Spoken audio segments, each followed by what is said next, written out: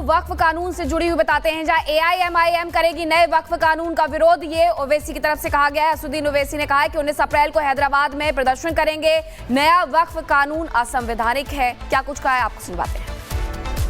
तकलीफ उठाकर यहाँ पर आए हैं। आपको ये बताना जरूरी समझता हूँ और मुझे यकीन है कि आपके जरिए से पूरी जनता को, आवाम को ये बात मालूम होगी कि हैदराबाद दारुसलाम में 19 अप्रैल के दिन शाम में 7 बजे से 10 बजे तक all India Muslim personal law board की जानिब से वक्फ अमेंडमेंट बिल 2025 के खिलाफ एक प्रोटेस्ट मीटिंग, पब्लिक मीटिंग रखी जा रही है और जिसकी सदारत all India Muslim personal law board के सदर मौलाना खालिद सैफुल्लाह रहमानी साहब करेंगे। और इस प्रोटेस्ट पब्लिक मीटिंग में जो all India Muslim personal law board की तरफ से की जा रही है, उसमें तेलंगाना और आंध्र प्रदेश के मुस्लिम पर्सनल लॉ बोर्ड के मेंबर्स, तेलंगाना और आंध्र प्रदेश के बड़े बड़े मुस्लिम ऑर्गेनाइजेशंस जिसमें जमीयतुल उलमा भी है, जमात इस्लामी भी है और मशाइखीन इस प्रोटेस्ट पब्लिक मीटिंग में हिस्सा लेंगे।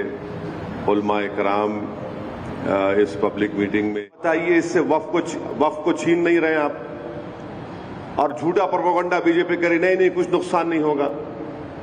फिर सेक्शन 2 पढ़ो उसका आप। सेक्शन 2 में लिखा गया कि इस एक्ट से पहले जो ट्रस्ट थे जिनका मकसद वक्फ की तरह हो, और इस एक्ट के बाद जो ट्रस्ट हैं जिनका मकसद वक्फ की तरह, वो ट्रस्ट में रहेंगे। वो क्यों लाया गया? वो इसलिए लाया गया, अमित शाह पार्लियामेंट में बोले कि हम ये सेक्शन 2 को इसलिए लाए क्योंकि हमारे बोरा मुस्लिम भाइयों को इससे फायदा हो सके। वो भी उनको धोखा दिए बोरा मुस्लिम भाइयों को। उस प्रोविजन में बोरा का जिक्र ही नहीं है। ये इसलिए लाया गया क्योंकि भारत का जो सबसे दौलतमंद आदमी है, जो खोजा यतीम खाने को खरीद कर अपना आलीशान बंगला तामीर किया, इस सेक्शन 2 से सबसे शख्स को होगा, सबसे पहला फायदा उसको होने वाला है।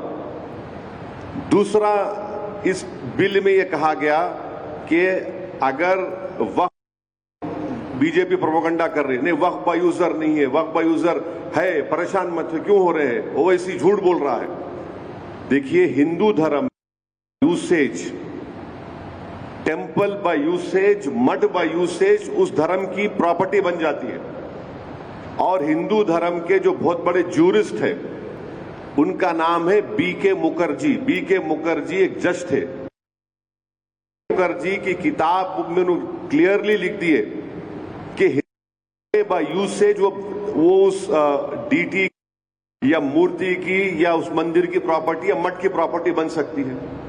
अब मोदी सरकार जो है इतना गंदा काम किया है, मैलिफाइड है, कि ये बोल रहे हैं कि अगर वक्फ बाय यूसेज रहेगा, मगर अगर डिस्प्यूट होगा या फिर गवर्नमेंट प्रॉपर्टी होगी तो वक्फ बाय यूसेज नहीं होगा। अब मैं अगर वक्फ मेरी प्रॉपर्टी है, अपनी गवर्नमेंट के खिलाफ अगर वक्फ बाय यूसेज को इस्तेमाल नहीं करो, किसके खिलाफ इस्तेमाल करूंगा? डिस्प्यूट क्या है? डिस्प्यूट कोई भी क्रिएट कर देगा, कोई भी जाके बोल देगा मेरी प्रॉपर्टी है।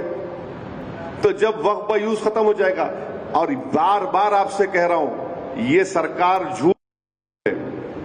राम मंदिर के जजमेंट में, बाबरी मस्जिद राम मंदिर जजमेंट में सुप्रीम कोर्ट ने कहा वक्फ बाय यूज होगा।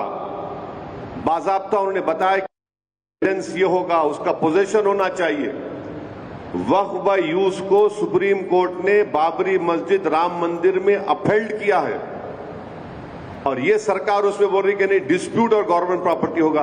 तो सच्चर कमेटी में दिल्ली के 120 प्रॉपर्टीज जो गवर्नमेंट के कंट्रोल में है, सच्चर ने कमेटी ने कहा कि under the illegal Delhi government to the Delhi Waqf board, Delhi Waqf board वापस करना चाहिए। और सच्चर कमेटी ने कहा कि उस 120 सिर्फ दिल्ली के प्रॉपर्टीज की 2007 में मार्केट वैल्यू 8,000 करोड़ रुपए, 8,000 करोड़।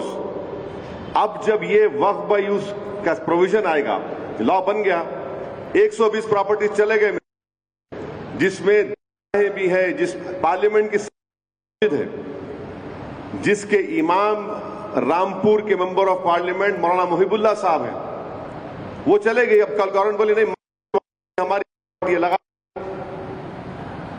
तो उसमें तो खत्म ही हो गया। अब दूसरा यह है कि अगर मैं जाकर एएसआई के मॉन्यूमेंट, जो सच्चर ने कहा, मैं जाके बोलूंगा गवर्नमेंट ने बिल में क्या किया कि गवर्नमेंट का डेफिनेशन जो होता है उसको इतना इनलार्ज कर दिया कि उसमें पब्लिक सेक्टर अंडरटेकिंग्स भी आ गए। बोलूंगा भाई मेरी है तो बोलेंगे हम वक्फ बाय यूज खत्म कर दिया, आपके डॉक्यूमेंट नहीं है। अगर वक्फ बोर्ड जाकर बोलेगा वक्फ बाय यूज मैं इस्तेमाल कर रहा हूं, कोई खाबिज है, इंक्रोचर है, तो गवर्नमेंट बोलेगी नहीं हम तो लिमिटेशन एक्ट अप्लाई कर दिए, 12 साल के बाद उन्हें मालिक बन गया। और बड़ी खबर आपको वक्फ कानून से जुड़ी हुई बताते हैं, जहां एआईएमआईएम करेगी नए वक्फ कानून का विरोध। ये ओवैसी की तरफ से कहा गया है। असदुद्दीन ओवैसी ने कहा है कि 19 अप्रैल को हैदराबाद में प्रदर्शन करेंगे। नया वक्फ कानून असंवैधानिक है। क्या कुछ कहा है आपको सुनवाते हैं। तकलीफ उठाकर यहाँ पर आए हैं, आपको ये बताना जरूरी समझता हूँ और मुझे यकीन है कि आपके जरिए से पूरी जनता को, आवाम को ये बात मालूम होगी कि हैदराबाद दारुसलाम में 19 अप्रैल के दिन शाम में 7 बजे से 10 बजे तक all India Muslim personal law board की जानिब से वक्फ अमेंडमेंट बिल 2025 के खिलाफ एक प्रोटेस्ट मीटिंग, पब्लिक मीटिंग रखी जा रही है और जिसकी सदारत all India Muslim personal law board के सदर मौलाना खालिद सैफुल्लाह रहमानी साहब करेंगे। और इस प्रोटेस्ट पब्लिक मीटिंग में जो all India Muslim personal law board की तरफ से की जा रही है, उसमें तेलंगाना और आंध्र प्रदेश के मुस्लिम पर्सनल लॉ बोर्ड के मेंबर्स, तेलंगाना और आंध्र प्रदेश के बड़े बड़े मुस्लिम ऑर्गेनाइजेशंस, जिसमें जमीयतुल उलमा भी है, जमात इस्लामी भी है और मशाइखीन इस प्रोटेस्ट पब्लिक मीटिंग में हिस्सा लेंगे। उलमा इकराम इस पब्लिक मीटिंग में। बताइए इससे वक्फ को छीन नहीं रहे आप, और झूठा प्रोपेगेंडा बीजेपी करे नहीं कुछ नुकसान नहीं होगा।